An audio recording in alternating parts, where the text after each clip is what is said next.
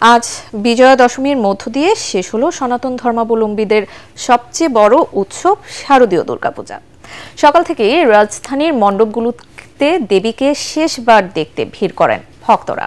দশমী বিহিত পূজা অঞ্জলি শেষে দেয়া হয় ঘট বিসর্জন। এরপর হাসি আনন্দ আর সিঁদুর খেলায় মাতেন ভক্তরা। রিপোর্ট করছেন ঐশী গোস্বামী প্রমা। মণ্ডপে মণ্ডপে বিদায়ের সুর, বিষণ্ণতার সুর আকাশে বাতাসে, কৈলাসে পাড়ি দেবেন উমা। তাই তো ঢাকঢোল শঙ্খধ্বনিতে বিজয়া দশমীতে শেষবারের মতো দেবীর আরাধনা করেন সনাতন ধর্মাবলম্বীরা। রাজধানীর ঢাকেশ্বরী জাতীয় মন্দিরে সকালে দশমী বিহিত পূজা শেষে করা হয় আরতি। এরপর ফুল বেলপাতায় দেবীকে অঞ্জলি দেন ভক্তরা। বলা হয় এদিনেই অশুভ শক্তিকে পরাজিত করে বিজয় পেয়েছিলেন দেবী দুর্গা। এবারের পুজোটা অন্যান্য বারের তুলনায় অনেক বেশি সাড়ম্বরে হয়েছে, উৎসাহের সহিত হয়েছে, উদ্দীপনার সহিত হয়েছে। অঞ্জলি শেষে দেয়া হয় তর্পণ ও ঘট বিসর্জন। এরপর দেবীকে বরণের পর সিঁদুর খেলায় মাতেন ভক্তরা।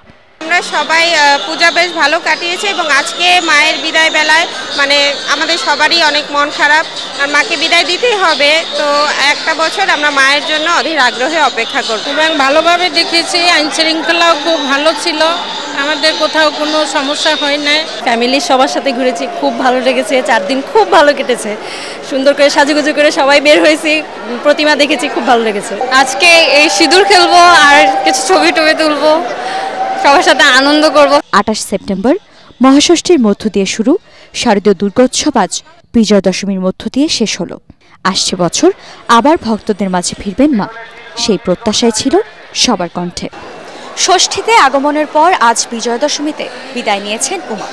চোখের কোণে জল জমেছে, আবারও একটি বছরের অপেক্ষা। দেবীকে ঘিরে আবারও আনন্দে মেতে উঠবেন সবাই, সেই আশাতেই পান সুপারি আলতা সিঁদুরে বরণের পর উমাকে বিদায় জানালেন ভক্তরা। ঐশী গোস্বামী প্রমা, ATN বাংলা।